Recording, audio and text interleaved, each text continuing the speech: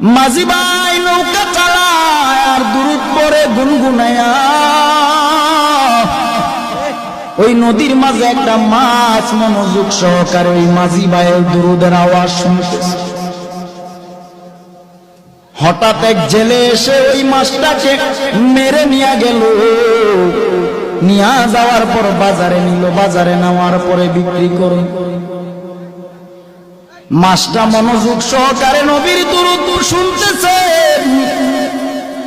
আর ওই দিক দিয়া জেলে ভাই মাছটাকে ধরে নিয়ে গেলেন বাজারে বিক্রি করে। হঠাৎ করে আবু বকর বাজারের দিকে গেলেন, বাজারে যাইয়া মাছটা ক্রয় করলেন।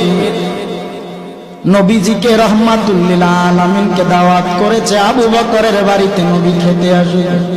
সুবহানাল্লাহ। আবু বকরের বাড়িতে আমার নবী খেতে আসবেন। মাছটা কিনে বাড়ি নিয়ে বিবির কাছে বললেন, বিবি তুমি মাছটা সুন্দর করে রান্না করে তৈরি করে নাও, রহমাতুল লিল আলামিন আজকে আমার বাড়িতে খেতে আসবে।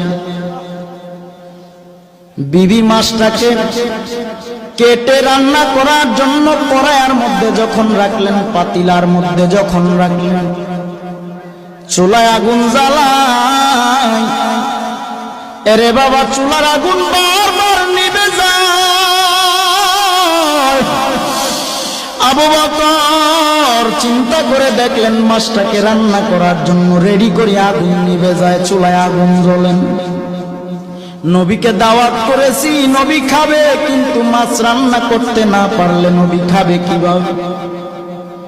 আবু বকর নবীকে দাওয়াত করলেন, রহমাতুল লিল আলামিন চলেন একটু আমার বাড়িতে যাবেন। নবী গেলেন। যাওয়ার পর আবু বকর সম্পূর্ণ ঘটনাটা খুলে বললেন, নবী মাছ ক্রয় করলাম, বিবিকে দিলাম, কেটে রান্না বসাবে, চুলায় যতবার আগুন দেয় আগুন নিভে যায়। আল্লাহর নবী রহমাতুল লিল আলামিন ডেকে বলেন, ও আবু বকর, দুনিয়ার আগুন কেন জাহান্নামের আগুন এই মাছটাকে পোড়াতে পারবে না? বলে কেন? নবী আমার ডেকে বলেন, ও আবু বকর, মাঝি নদীর মধ্যে আমি নবী প্রেমে পাগল হয়ে দুরূদের শরীর এই মাছটা মনোযোগ দিয়ে আমি নবীর দুরূদের আওয়াজ শুনে আমি নবীর বড় পাগল।